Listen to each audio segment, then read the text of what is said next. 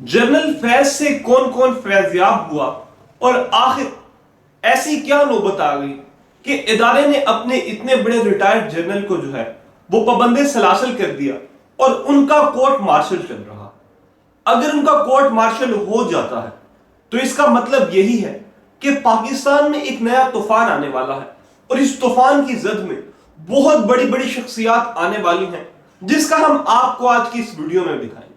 इसी के साथ साथ आज की इस वीडियो में हम बताएंगे आपको कि जब इमरान खान साहब से बताया गया कि जनरल फैज हमीद साहब गिरफ्तार हो चुके हैं तो इस पर उनका क्या रिएक्शन था और आने वाले दिनों में कौन कौन सी पर्सनैलिटीज ऐसी होंगी जो सलाखों के पीछे। सो ये तमाम चीजें और इस तमाम तरह की जो रिसर्च हम आपके लिए लेके आते हैं, वीडियो को आखिर तक लाजमी देखें और चैनल को सब्सक्राइब करना मत भूलिएगा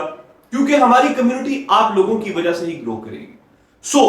स्टे ट्यून विद अस और चैनल को सब्सक्राइब लाजमी कर लें। इसी के साथ साथ अगर हम बात करें पाकिस्तान में जो कल जनरल फैज हमीद की गिरफ्तारी के बाद एक तूफान बरपा हुआ है, जनरल फैज हमीद की गिरफ्तारी इस सिलसिले में ज्यादा जरूरी है क्योंकि जनरल फैज हमीद साबिक आईएसआई के चीफ थे और उनकी वो एक तस्वीर जब वो अफगानिस्तान में बैठकर चाय पी रहे थे जब तालिबान की जीत हुई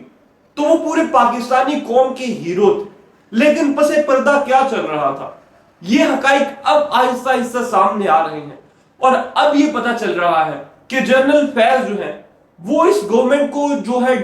हमेशा के लिए गिराना चाहते थे और इसी सिलसिले में जनरल फैज पाकिस्तान तहरीक इंसाफ के बहुत सारे मेंबर्स और लीडर्स ऐसे हैं जिनके साथ अभी भी राब्ते में थे और इसीलिए पाकिस्तान तहरीक इंसाफ की तरफ से किसी किस्म का कोई शोर गुल नहीं किया गया। और जब उनके चेयरमैन जनाब बैरिस्टर गोहर साहब से पूछा गया कि आपके इस बारे में क्या राय है तो उन्होंने कहा कि ये आर्मी के अंदरूनी मामलात हैं, हम इस पर गुफ्तगू नहीं करेंगे। इसी तरह जो सनसनीखेज खबर है वो यही है कि जब इमरान खान साहब को इस बारे में बताया गया कि जनरल फैज हमीद साहब की गिरफ्तारी अमल में लाई गई है तो इमरान खान साहब ने इस पे किसी किस्म का रिएक्शन नहीं दिया और कहा कि ये एक खुशाइन बात है, अगर इतने बड़े इदारे में इतने बड़े लेवल पर अगर होगी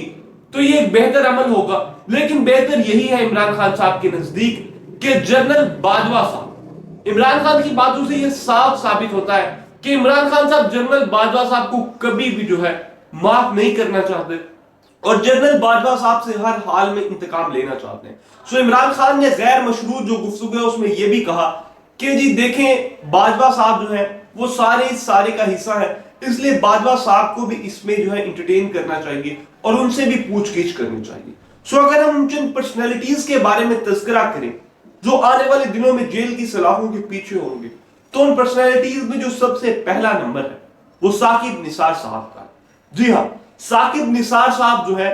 वो आने वाले कुछ घंटों में या कुछ दिनों में आपको जेल की सलाखों के पीछे नजर आएंगे और इस सारे तूफान का जो दूसरा बड़ा शिकार होंगे वो साकिब निसार साहब होंगे। हो सकता है बहुत सारे मजीद लोग भी इसका शिकार हों, लेकिन जो बड़ी पर्सनैलिटीज में एक बड़ा नाम है वो साकिब निसार साहब का है क्योंकि साकिब निसार साहब उन दिनों बहुत एक्टिव थे और साकिब निसार ने हर मुमकिन कोशिश की कि जो गवर्नमेंट है वो गिर जाए। इससे पहले जो चीफ जस्टिस थे उनका नाम भी आ रहा है, लेकिन अगर साकिब निसार साहब गिरफ्तार होते हैं तो वो पाकिस्तान के पहले चीफ जस्टिस होंगे जो अपने रिटायरमेंट के बाद गिरफ्तार हुए और ये पाकिस्तान के अदलिया के किरदार पर एक बड़ा सवालिया निशान हो। सो ये आने वाले दिनों में क्या होगा ये तो खुदा ही बेहतर जानता है, लेकिन पाकिस्तान के जो मौजूदा हालात हैं इनमें कोई भी सरमायाकार पाकिस्तान में सरमायाकारी क्यों करेगा और पाकिस्तान की जो डूबती कश्ती है उसकी नैया पार कैसे लगेगी, ये चीज मेरी समझ से बाहर है। अगर आप लोग इस चीज को समझ पा रहे हैं तो कमेंट सेक्शन में जरूर बताइए।